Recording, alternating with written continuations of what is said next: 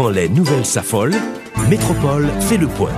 Le point tous les matins, à 8h, simultanément sur Radio et Télémétropole. Le point est une courtoisie de MSC Trading et Digicel. Madame, Monsieur, bonjour, bon début de semaine, bienvenue à la rubrique Le Point de Radio et Télémétropole. Merci de votre fidélité à cette émission. Aujourd'hui, nous accueillons le docteur Jean-Enold Buteau de ASSO, Alternative Socialiste. Avec lui, on va commenter l'actualité, on va surtout parler du processus électoral, avec évidemment la démission du conseiller électoral Néhémie Joseph. On parlera de la date du 25 octobre retenue pour les élections. Comment cela va se passer? Quelle est donc sa lecture? Des questions qu'on aura donc à poser à notre invité. Docteur Buteau, bonjour, merci d'accepter d'être avec nous ce matin à Métropole. Bonjour, Monsieur Théodore, c'est à moi de vous remercier de m'avoir accepté avec vous, chez vous, à Métropole, une petite minute pour demander des excuses aux téléspectateurs et aux auditeurs de Métropole, parce que je crois être responsable d'un petit retard. Alors, je vous prie de m'excuser à vous aussi.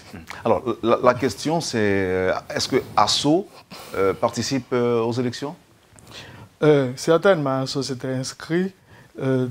Nous avions des candidats à la députation, nous avions et nous avons encore des candidats au municipal, mais vu la situation, vu, je pense, comment s'étaient déroulées les élections du 9 août, et la direction de l'organisation, nous avons fait une sorte de recul quand même. Nous ne pouvons pas participer. Je pense qu'il y a eu de très graves, de très sérieuses et d'évidentes violations des règles démocratiques et des lois aussi, du décret électoral aussi.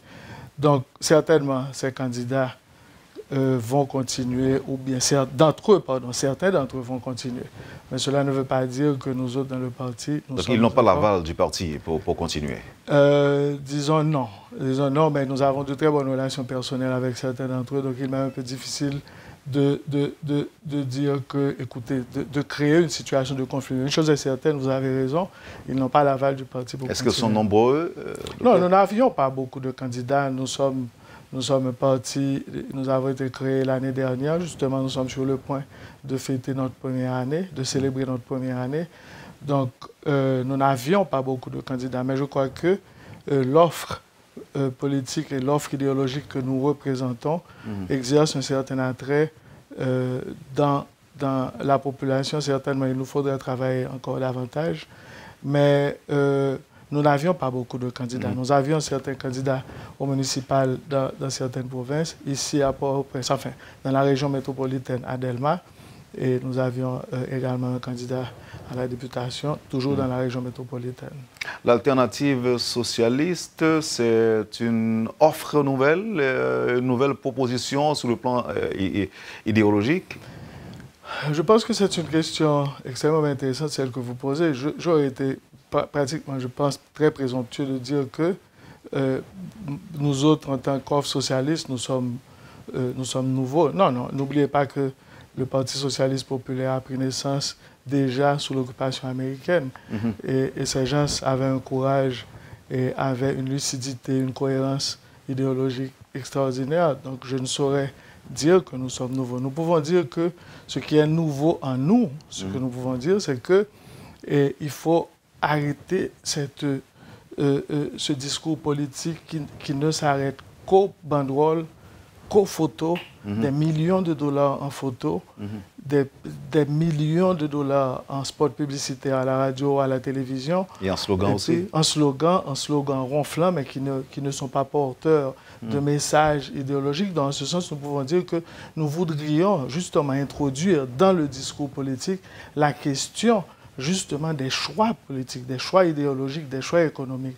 Parce que nous ne sommes pas là par hasard. C'est une lutte énorme et Dieu seul sait s'il ne s'agit pas d'un vœu pieux.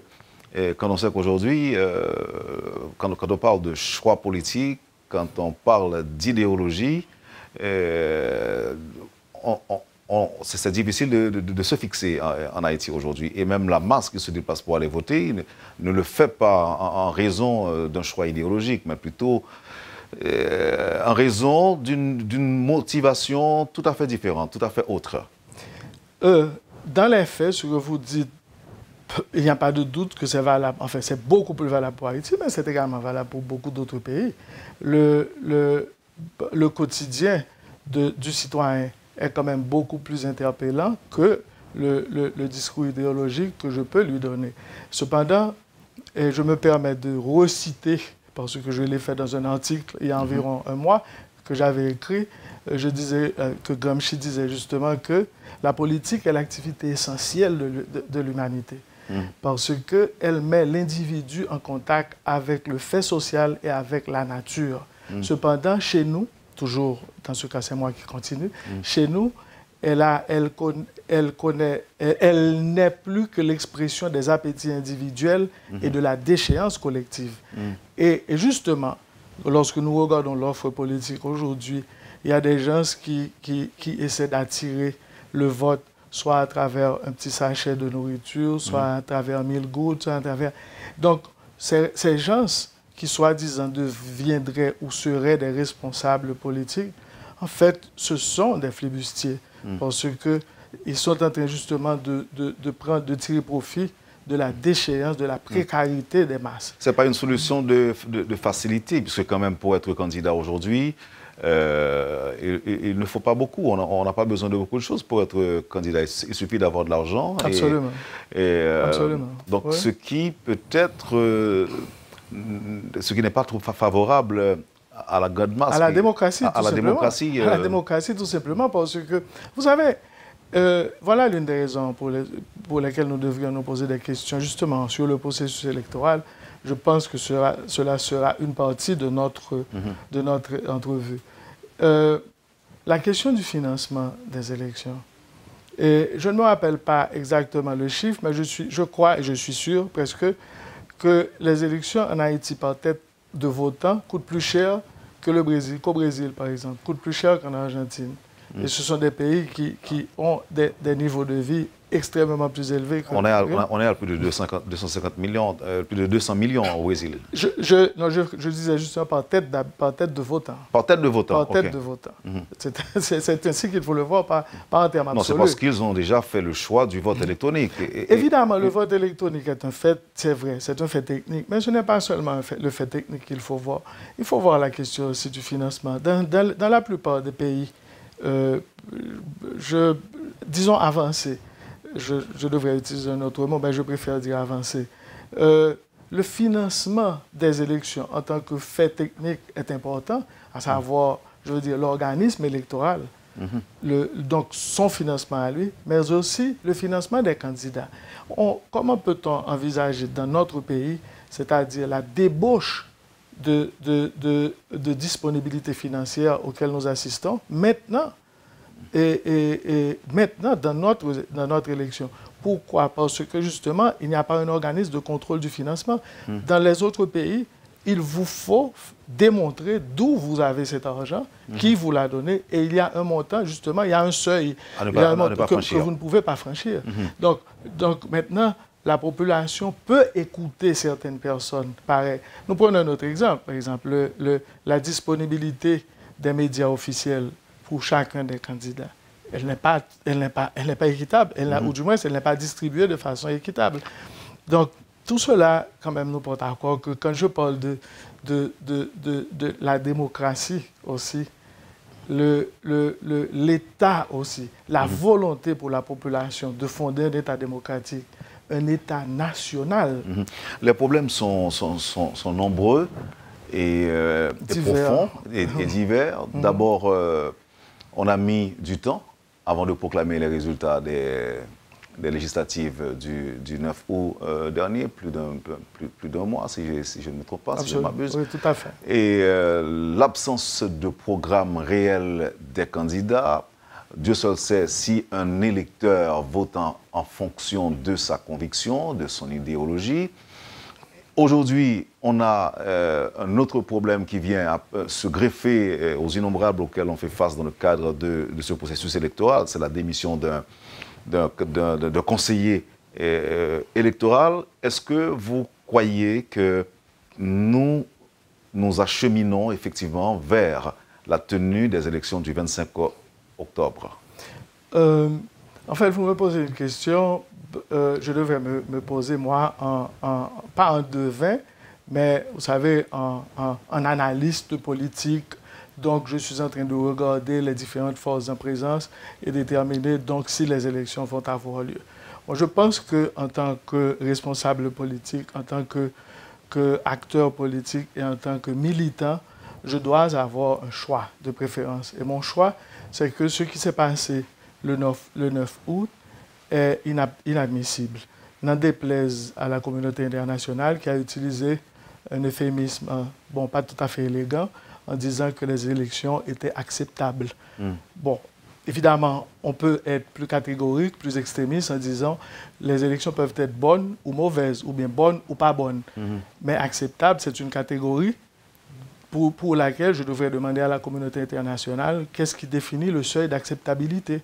Puisque, une chose est certaine, il y a eu une quantité d'irrégularités extrême et la communauté internationale et certains agents de cette communauté ici en Haïti ont utilisé le critère violence qui avait été enregistré aux environs de 14% pour dire qu'il n'y avait que 14%.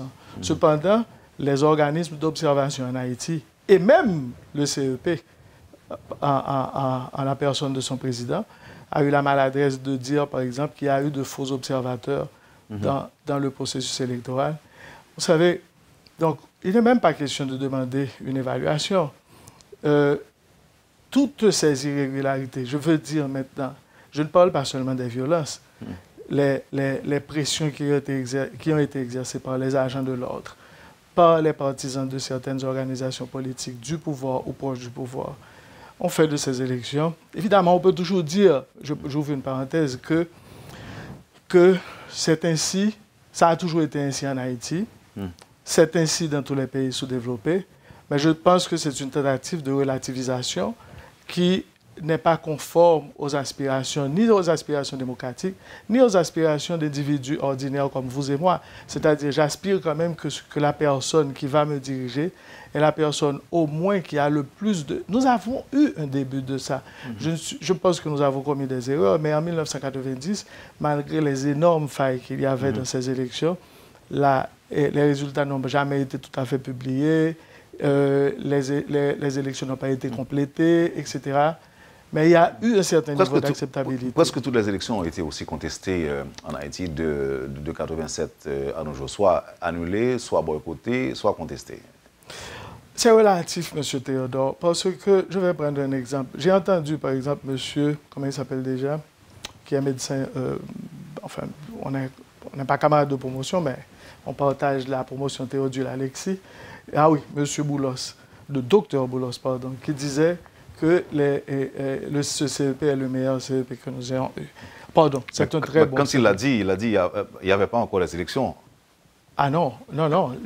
En tout cas, je l'ai lu dans le Nouvelliste de la semaine dernière. Non, à moins que ce soit une nouvelle. C'est une nouvelle déclaration. Non, non. Il avait fait cette déclaration, c'était avant c'est le 9 dans août. le Nouvelliste du mercredi, mercredi dernier. Donc, je pense que, évidemment, on peut toujours le dire, parce que je ne connais pas personnellement Mme Mengois, je ne connais pas personnellement M. Némi Joseph, ni M. Aupon. Je pense qu'ils n'ont jamais battu leurs femmes, ou bien qu'ils ne sont pas des infanticides, ils n'ont pas battu leurs enfants non plus. Donc, en ce sens, ils sont de bonnes personnes. Mais pour qualifier le CEP de bon ou mauvais, je dois aller voir évaluer la mission de ce CEP.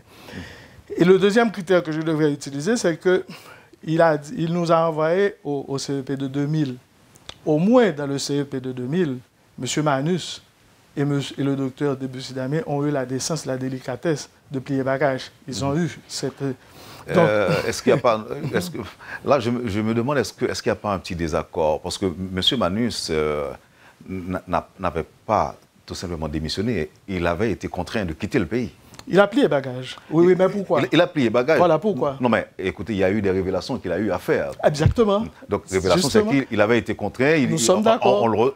En fait, il recevait des menaces. Nous sommes d'accord, voilà. Eh bien, on va continuer à en parler après la pause. Vous suivez, madame, monsieur, la rubrique Le Point de Radio et Télémétropole. Le docteur Jean-Hénold Buteau est notre invité ce matin. Merci de votre intérêt. Ne quittez pas, on vous revient tout de suite après la pause. Le Point est une courtoisie de MSC Trading et Digicel. Merci, madame, monsieur, de votre patience et de votre intérêt. Vous suivez la rubrique Le Point de Radio et Télémétropole. Jean-Hénold Buteau de l'ASSO est notre invité ce matin, avec qui on tente, pour ne pas être trop prétentieux, on tente de commenter l'actualité. Oui, on essaie, oui.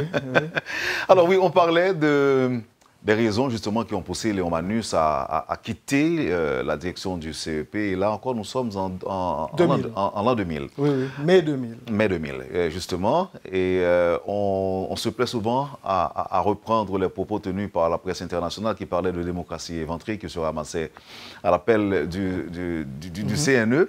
Et après avoir constaté des tonnes de bulletins qui jonchaient le sol, la chaussée au niveau de la rue pavée, et notamment. Mais je vous disais avant que, en général, parce que toutes les élections en Haïti ont été contestées, et l'on se pose aussi la question à savoir, est-ce qu'il y a lieu, est-ce qu'il n'y a pas lieu de se demander si les Haïtiens se plaisent dans cette forme d'élection pour désigner ou encore pour avoir des dirigeants? Encore une fois, ce serait d'un côté relativiser chacun des responsables, relativiser la responsabilité de ces dirigeants, en quelque sorte, et de notre côté, ce serait, disons, ne pas comprendre ce qui se passe, faire une analyse profonde. Une chose est certaine, et nous l'avons dit au début, et nous l'avons dit dans un texte la semaine dernière, c'est que la précarité de la population en général engendre à un certain niveau l'âpreté de ces luttes électorales ou bien de ces compétitions électorales. En fait, c'est un mot beaucoup plus juste parce que ce n'est pas une lutte. Oui. Et de ces compétitions électorales. Donc, les enjeux sont tellement importants que les investissements aussi le sont. Parce que les personnes donc, qui sont engagées dans ce combat ou bien de cette compétition ont disons, beaucoup d'attentes, comme on dit peut-être dans d'autres langues, beaucoup d'expectatives dans ce genre de compétition. Et ils sont prêts à tout. Et la société aussi a pris l'habitude, dans une certaine mesure, de regarder les compétitions électorales comme étant des guerres, si vous voulez. Donc, je ne vais pas totalement contester ce que vous dites, mais je ne voudrais pas non plus tomber dans une relativisation extrême. Ce qui est certain, c'est que il y a des personnes qui ont des responsabilités. Et je retourne encore à un exemple. Les élections de 2006, on a toujours tendance à dire que les gouvernements transitoires font de meilleures élections que les gouvernements élus. C'est peut-être vrai, mais en 2006, une chose est certaine, n'était la présence de Patrick Féker, nous aurions eu aussi des élections totalement contestables. Et Patrick Féker, à lui tout seul, je te salue, Patrick. Merci, et le pays aussi te remercie. C'est pas un ami à toi, non? Il est un ami, c'est pas un grand ami, on ne se voit pas tous les jours. Ça peut arriver que votre jugement soit... Non, il n'est pas un ami, ça fait 4 heures que je ne le vois pas. Mais depuis les élections, je ne l'ai pas vu, en fait. Mais je sais qu'on lui a reproché son intransigeance, on lui a reproché son extrême rigueur, peut-être même, on peut dire, son il y avait aussi d'autres gens... il y avait la dame Roselor aussi. Madame Roselor, j'ai oublié son nom de famille, mais elle est... Julien, Roselor Julien. Mais justement, ces gens-là, on peut dire, ils représentaient, bien qu'ils eussent représenté à ce moment-là un certain courant politique, mais ils n'ont pas agi en aucune façon. Écoutez, Patrick Féker... Non, mais Roselor n'a même pas eu le temps d'organiser les élections. Elle était morte. Non, elle avait même démissionné. Elle allait être remplacée par Max Mathurin, je crois. Max Mathurin qui a complété les élections. Mais je voulais parler de Patrick, et pas seulement de Patrick. On a commencé à parler de Maître Léon Manus, et ensuite je voulais quand même lancer un salut au docteur Debussy Damien, parce que ce sont des gens quand même. Et il faut qu'en présence d'une situation qui est intenable, Et contrairement à la communauté internationale qui dit acceptable, mais que nous pourrions qualifier d'inacceptable. Et si nous devons actualiser, par exemple, l'interview, quel effet cette nouvelle a eu sur Jean-Ynold Buteau, la nouvelle de la démission d'un conseiller électoral? J'ai repris espoir dans une certaine mesure. J'ai repris espoir dans les valeurs que j'ai toujours cultivées. Une certaine noblesse vis-à-vis de la chose publique. J'ai essayé également de cultiver l'engagement par-dessus tout. En dépit du fait que vous n'ayez rien en main, parce qu'aujourd'hui, on ne sait pas véritablement les raisons qui ont porté, ou qui ont poussé le conseiller à quitter le poste. Il y a une interview, il y a un article du Nouvelliste de la semaine dernière dans lequel on parlait, j'ai oublié les mots, telle chose du CEP. Et on reprenait les impressions d'un conseiller. Je crois que ce conseiller, il s'agissait, lorsqu'il parlait de ce conseiller, peut-être qu'il s'agissait de M. Joseph. Je n'ai rien en main, comme vous le dites. Je n'ai rien en main. Mais tout simplement, je peux dire que face à une situation de dégringolade, parce que, écoutez, regardez les résultats. Le 17, il y a une résolution du CEP qui dit qu'on va reprendre les élections dans l'Artibonite pour le Sénat et pour les 7, je crois, pour les 8 communes, Henry, La Chapelle, des Dunes, Grande-Saline, etc. Et le 18, ils disent de manière tout à fait arbitraire et péremptoire que M. Latortue est élu dès le premier tour. Or, le 17, sans même faire une nouvelle résolution. Vous pensez que l'élection au premier tour de Yuri Latortue est à l'origine d'une division profonde au sein de l'institution électorale?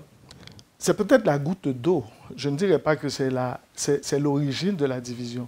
C'est peut-être la goutte d'eau qui a peut-être fait déverser le vase. Parce que, écoutez, on a eu beaucoup d'autres divergences. On peut parler aussi des élections de Maître Senatus. Parce que, écoutez, il y a 6 circonscriptions dans l'Ouest dans lesquelles il n'y a pas eu d'élection. Donc, ce qui veut dire que ces 6 circonscriptions n'ont pas choisi de sénateurs. Et on a publié quand même les résultats. Et on avait dit auparavant que ce ne serait pas le cas. En fait, ça c'est un exemple. Mais je ne voudrais pas m'arrêter exclusivement sur la publication des résultats. On peut aussi aller dans le déroulement. Mais avant même le déroulement, il y a eu un ensemble d'irrégularités concernant les membres des bureaux, concernant... Et la RNDDH, pardon, avait fait une recommandation concernant le choix des membres des bureaux avant, de réévaluer les membres des bureaux. Donc, Dr Buteau, à vous entendre parler, vous saluez le geste de Néhémie Joseph. Ce n'était pas ma prétention. Ma prétention aurait été que vous aussi, vous puissiez saluer le geste. En fait, comme je n'ai pas réussi, je souhaite tout simplement que la population aussi puisse le faire.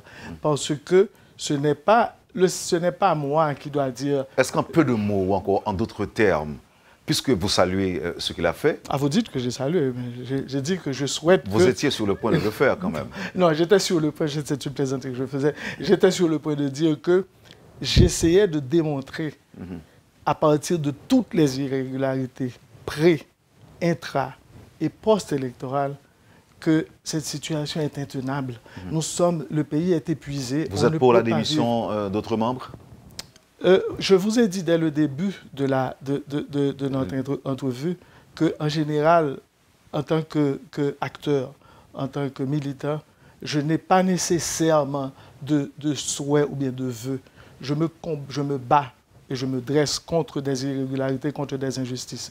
Et c'est ça mon objectif. Je pense que ces élections ont été des injustices. Qu'est-ce que je dois retenir? Ce que vous devez retenir, c'est que ces élections ont conspiré contre les intérêts de la nation. Et maintenant, que faut-il faire? Je pense qu'il faut annuler ces élections. Annuler les élections. Annuler du 9, oui. Et projeter de nouvelles dates pour... Projeter de nouvelles dates. Avec le même CEP encore, Il est ce qui en reste. Écoutez, vous savez, si quelqu'un vous invite chez lui, et chez lui, on vous agresse, on vous bat, on vous maltraite, je pense que si cette même personne vous invite chez elle, très probablement, vous n'allez pas accepter cette invitation. Donc vous préconisez la dissolution du CEP? Absolument. Et faire appel à d'autres gens? Faire appel à des gens Et mais le problème, non, mais je voudrais aller à un autre problème plus profond. Non, avant d'y aller, d'accord, j'accepte. Oui, oui. Ceci dit, la dissolution du CEP va entraîner probablement le départ ou la dissolution du gouvernement en place et la mise en place d'un gouvernement de transition. Vous êtes pour? Vous posez les questions en général en termes pour. Et ça ressemble vraiment à une compétition de football, on est pour ou bien on est contre telle chose. Je pense que nous devons aller et nous battre pour ce qui est dans les intérêts de la nation. Aujourd'hui, ce qui est dans les intérêts de la nation, c'est se battre contre cette tentative d'une partie de notre élite liée à une partie de cette classe politique. C'est ce que j'ai appelé dans un article en décembre, la conspiration des élites contre les intérêts de la majorité de la nation. Donc, si cette conspiration, je vous ai parlé tout à l'heure de certaines personnalités du pays, en général de l'élite économique, vous allez voir dans le Nouvel Liste, cette élite économique est à fond, et comme on dit en anglais, à full pour avancer dans ce processus. Et justement parce que, ou bien ce processus les convient donc ils continuent, mais nous autres, et j'espère que j'arriverai peut-être à convaincre beaucoup plus de personnes dans la population, cette aventure dans laquelle nous sommes tombés, je veux dire avec ce CEP, avec ce gouvernement aussi, ne peut nous conduire qu'à la catastrophe. Donc, table rase. Le mot est sévère, le mot table rase. Et on a l'habitude, ce mot a une connotation presque, je pourrais dire, péjorative dans la nation. Le pays, regardez dans quel état nous sommes. Nous avons une constitution. Nous ne savons pas dans quelle constitution nous sommes. Nous ne savons pas... nous ne savons pas. Ce que j'admire de la réponse que vous nous donnez, Dr Bito... Merci de m'admirer. Bon, écoutez... J'espère qu'il y aura plus de personnes. Non, j'admire les réponses, surtout les explications. Parce que moi, je m'attends à quelque chose... de concret. Je ne peux pas dire de concret. Je ne vais pas dire de concret. Ça veut dire les réponses sont abstraites. Non, ce n'est pas le cas. Je ne veux pas dire ça. D'accord. Non, je ne veux pas dire ça. Mais quand même, chaque fois que je vous pose une question, vous faites des commentaires, vous analysez, vous réfléchissez avant de me donner la réponse. Vous n'êtes pas tenu de me donner exactement la réponse que j'attendais, et ça se comprend. Mais voyons par exemple pour le CEP. Est-ce que... Je vous ai déjà répondu. Vous avez dit que c'est pas qu'on ne peut pas avoir de bonnes élections avec ce CEP. Avant de vous répondre, par exemple, je vais vous dire quelque chose. Je ne suis pas manichéen de dire que tous les gens du CEP sont de mauvaises personnes et moi, je serais une bonne personne.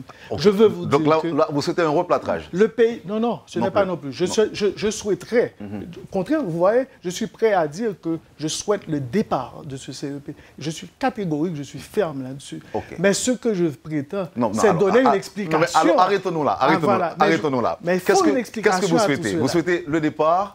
Je l'ai dit, je viens de le dire. Le départ, je suis catégorique, je suis ferme. Après enquête, parce que ce matin, le professeur Sauveur-Pierre-Etienne est intervenu sur Métropole pour dire qu'il souhaite qu'il y ait une enquête sur tous les conseillers, les autres conseillers évidemment. C'est votre position? Je pense que le docteur Pierre-Etienne est un candidat à la présidence. Il a le devoir de démontrer quand même qu'il n'est pas... Il y a un niveau d'agressivité qu'il peut avoir perdu. Le militaire, je ne peux pas dire qu'il l'a perdu totalement, mais quand même, il y a une certaine démonstration qu'il doit faire en tant que candidat à la présidence. Mais je suis sûr qu'il est sur la même longueur d'onde que moi, parce que les enquêtes ont été faites. Lorsque nous disons que M. Aupont lui-même a dit qu'il y avait de faux observateurs, il les connaît, il n'en a rien fait à propos. Et si nous parlons d'enquête, donc M. Aupont a déjà fait cette enquête, qu'il y avait de faux observateurs. Aucun d'eux n'a été identifié. Il y avait des agents de l'ordre qui laissaient faire comme ils voulaient dans la plupart des bureaux de vote. Ce sont des enquêtes. Et ces enquêtes ont été réalisées. Donc, M. Pierre-Etienne, sans doute, maintenant veut directement cibler certains conseillers de manière spécifique. Moi, je n'ai pas le droit de faire des considérations personnelles. Je vous dis que l'institution est déjà entachée d'irrégularités. Alors, Dr Bito, maintenant, à supposer que les secteurs ayant désigné des représentants au sein de l'institution électorale veulent le faire, est-ce que vous vous posez la question à savoir combien de temps vont-ils mettre pour redésigner d'autres représentants? S'il faut remettre sur pied, ou bien s'il faut mettre sur pied une nouvelle institution électorale? Monsieur Théodore, vous voyez, je souris parce que je retrouve en général cette préoccupation et qui n'est pas celle en général du combattant que je prétends être. C'est que justement, il y a cette peur, il y a ce regard, si vous voulez, de double démon. Donc, au lieu de faire un nouveau CEP, pardon, de prendre le temps de choisir, donc, bon, on continue, il vaut mieux continuer. On continue et il vaut mieux continuer parce qu'on n'a pas le temps. Mais c'est justement ce que nous devons éviter. Le pays est confus. On ne peut pas continuer sur cette lancée. Oui, mais maintenant, il faut une solution. La solution, si vous avez commencé à la donner. Donc la solution, selon vous, c'est le départ du CEP. Ce CEP s'est montré totalement inqualifié pour pouvoir continuer. Ok, maintenant, il ne peut pas y avoir d'élection sans CEP. Donc absolument. Il faut un nouveau. Nous sommes des démocrates. Oui, la question des élections, c'est la seule donnée incontournable. Donc on ne peut pas. Donc voilà pourquoi non plus, il ne faut pas jouer avec la question des élections. Il faut les prendre très au sérieux. Donc ce n'est pas une question de vouloir remettre son petit copain au pouvoir parce que pour pouvoir continuer à jouir des bienfaits et du faste de la République, parce que la République nous donne beaucoup de privilèges. Donc, non, il ne s'agit pas de cela. Okay, donc il faut un nouveau CEP, oui. Il faut un nouveau CEP. Maintenant, la date des élections aura lieu quand, à votre avis? Et vraiment, vous allez vite en besoin. Quand même. Vous n'allez pas me demander moi-même de vous donner la... Non, pourquoi je vous dis ça? Pourquoi je vous pose la question? C'est parce que normalement, on sait... Il faut un calendrier. Je ne suis pas un technicien d'affaires électorales. Je suis un militant politique. Je suis médecin. Je ne suis pas... Mais savez-vous, docteur, si l'on doit mettre un nouveau CEP sur pied aujourd'hui et qui aura pour mission de conduire le pays à des élections? Oui, bon. Vous m'avez devancé, ça va coûter encore de l'argent. Cela coûtera ce que cela coûtera. Parce que, écoutez, la question de choisir des dirigeants, la question de résoudre les inégalités, du moins moi, comme je le vois en tant que socialiste, la question de la bataille contre les inégalités, ou les inégalités au niveau des biens fondamentaux de la société, ce n'est pas une question mercantile. J'ai entendu un ambassadeur dire justement que nous n'allons pas mettre plus d'argent dans les élections. Les élections ne sont pas une affaire mercantile, c'est une question d'hommes et de femmes qui vivent dans notre pays et qui ont besoin de récupérer leur foi dans leurs dirigeants et justement dans les valeurs qui caractérisent des hommes et des femmes qui vivent dans une communauté. Donc, si cela doit coûter de l'argent, du temps, de l'effort, de l'engagement, du travail, c'est ce que nous devons faire et nous devons apprendre à le faire. Arrêtons-nous sur l'argent. Arrêtons-nous sur l'argent. Sur l'argent, par exemple. Oui. Nous sommes à environ 3 semaines de la date du 25 octobre. Est-ce qu'en demandant le départ du CEP, en demandant l'annulation des dernières élections, est-ce que l'on pense aussi aux candidats qui sont actuellement en campagne et qui ont déjà dépensé une fortune? Est-ce qu'on pense à eux aussi? Voilà encore où vous revenez à la question mercantile sur les élections. Non, je ne reviens pas à une question mercantile, docteur. Non, je vous pose la question. Les intérêts, si ces personnes, pour qui j'ai beaucoup de respect, j'en connais quelques-uns, et j'en salue en fait quelques-uns, et je ne les connais pas tous parce qu'ils sont quand même 54, donc je ne les connais pas tous. Vous n'êtes pas le seul, je vous assure. Je connais bon nombre d'entre eux et je profite pour les saluer.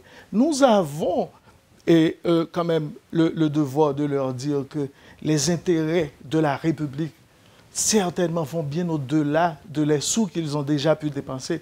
D'autant plus que si nous vivons dans un pays normal, je suis persuadé que ces sous sont des sous des gens qui les supportent. Ce n'est pas quand même leur moyen, sauf bien sûr 2 ou 3 qui ont l'argent de la République, 2 ou 3 qui ont l'argent de la République, qui font campagne avec l'argent de la République. Tout cela aussi nous permet de poser ces questions.